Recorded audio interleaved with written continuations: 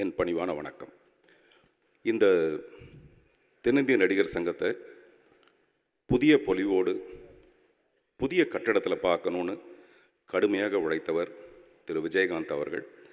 எனவே இந்த தென்னிந்திய நடிகர் சங்கத்தில் ஏதாவது ஒரு வளாகத்திற்கு திரு விஜயகாந்த் அவர்களின் பெயரை வைக்கப் போவதற்கு முன் அறிவிப்பாக இந்த அஞ்சலி கூட்டத்தை நடத்தும் நடிகர் சங்கத்துக்கு என்னுடைய நன்றியும் பாராட்டுக்களும். இங்கே பின்னாடி நினைவேந்தல் கூட்டம்னு போட்டிருக்கு.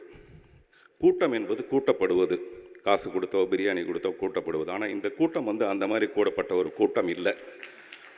இந்த கூட்டம் மட்டும் இல்லை, விஜயகாந்த் சாருடைய இறுதி அஞ்சலிக்கு வந்த அவ்வளவு பெரிய கூட்டமும் கூட்டப்பட்டதல்ல. திரு விஜயகாந்த் அவர்களை தங்களின் மனதில் புதைத்து கொண்ட ஒரு மாபெரும் சபை. அதனால தான் மரியாதைக்குரியவர்கள் நான் முதல்ல உங்களை ஆரம்பித்தேன்.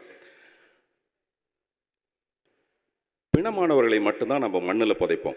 நல்ல குணவான்களை நம்மளுடைய மனதில் நம்ம புதைத்துக் கொள்வோம். அப்படி நம்முடைய மனதில் புதைத்து கொண்டவர் தான் திரு விஜயகாந்த் அவர்கள். என்னுடைய ஈவன் படத்தில் கொஞ்சம் டெட் பாடிஸ் இருக்கும், பக்கத்தில் நிறைய பேர் உட்காந்து அழுதுட்டு இருப்பாங்க. அப்போ என்னுடைய வசனம் நாளைய பிணங்களோடு இன்றைய பிணங்கள் அப்படின்னு சொல்லுவேன். நாளைய பிணங்களோடு இன்றைய பிணங்கள் அப்படின்னு சொல்லுவேன். இவங்களும் நாளைக்கு பிணமாக போகிறவங்க தான். சுயநலத்தோட தன்னுடைய உடம்பை தானே சுமந்துக்கிட்டு எதுக்குமே பயன் இல்லாமல் இந்த பூமிக்கு பாரமாகவே சில பேர் வாழ்ந்து செத்து போயிடுவாங்க. அவங்க தான் பிணங்கள். அப்படி இல்லாமல் ஒரு மனிதன் வாழ்ந்து காட்டுறது இருக்குது பார்த்தீங்களா? இப்படி ஒரு மனுஷனாக வாழணும்னு நினைக்கிறத விட இப்படி ஒரு மனுஷனாக சாகணும்னு ஆசைப்பட்டது திரு விஜயகாந்த் பார்த்து தான், அவருடைய அந்த வந்த கூட்டத்தை பார்த்து தான். வாழும்போது காரு தேரு நிறைய சந்தோஷமாக வாழ்ந்துருவாங்க, ஆனால் சாகும்போது நாதியே இருக்காது. அப்படி இல்லாமல் இப்படிப்படிய ஒரு கூட்டத்தோட அவருடைய மறைவுன்றது நம்ம மனசுக்குள்ளே மனிதாபிமானத்தை வளர்க்கணுன்ற ஒரு பெரிய விருப்பத்தை நமக்கு ஏற்படுத்துச்சு. அதே மாதிரி அவருடைய மனது அது ஒரு தாய்ப்பால் மாதிரி கருணையை சுரைக்கிற ஒரு மனது. அது ஒரு தாய்க்கு சமம். விஜயகாந்த் அவர்கள் ஆண்பாலாக இருந்தாலும் அவர் ஒரு தாய். எனவே தான் இந்த நேரத்தில் திருமதி பிரேமலதா விஜயகாந்த் அவர்களை நான் நினைவு கூற விரும்புகிறேன். பிள்ளைகளை சுமக்கிறது தாயாக இருக்கலாம், ஆனால் கணவனை சுமக்கிற ஒரு தாய்ங்கிறது உலகத்தில் மிக அரிது.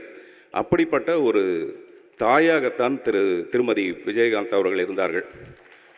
இல்லைன்னா இந்த வருத்தமும் இந்த கடினமும் இன்னும் சில வருடங்களுக்கு முன்னாடியே நம்ம வந்திருக்கோம். கடைசி வரைக்கும் அவங்கள காப்பாற்றினாங்க. அதனால் ஒரு தாயை நான் இந்த நேரத்தில் போற்ற விரும்புகிறேன். நடிகர் சங்கத்துக்கு ஒரு குழப்பம் இருக்குது. இந்த நடிகர் சங்கத்துக்கு பின்னாடி நிறைய பெரிய மனிதர்கள் இருக்காங்க. எப்படி அவருடைய பேரை மட்டும் வைக்கிறது அப்படின்னு ஒரு குழப்பம் ஒன்று இருக்குது. அது சரியான குழப்பம். தாஜ்மஹாலை கட்டினது யாராக இருந்தாலும், அதுக்கு பின்னாடி கடுமையாக உழைச்சது யாராக இருந்தாலும், தாஜ்மஹாலை கட்டினது யாருன்னு கேட்டால் நம்ம ஷாஜகான் தான் சொல்லுவோம். அந்த மாதிரி ஒருவேளை தாஜ்மஹாலுக்கே கடன் இருந்திருந்தா கூட, பேங்க்கில் வச்சு கடன் வாங்கியிருந்தா கூட, அந்த கடனை அடைச்சி தாஜ்மஹாலை கட்டினது யாருன்னு கேட்டால் விஜயகாந்த்னு சொல்கிற அளவுக்கு அவர் உழைச்சிருப்பார். அப்படிப்பட்ட ஒரு மனிதருக்கு, அப்படிப்பட்ட திரு விஜயகாந்த் அவர்களுக்கு இங்கே இருக்கிற ஒரு வளாகத்துக்கு, ஒரு முக்கியமான வளாகத்துக்காவது அவருடைய பெயரை வைக்கணும்.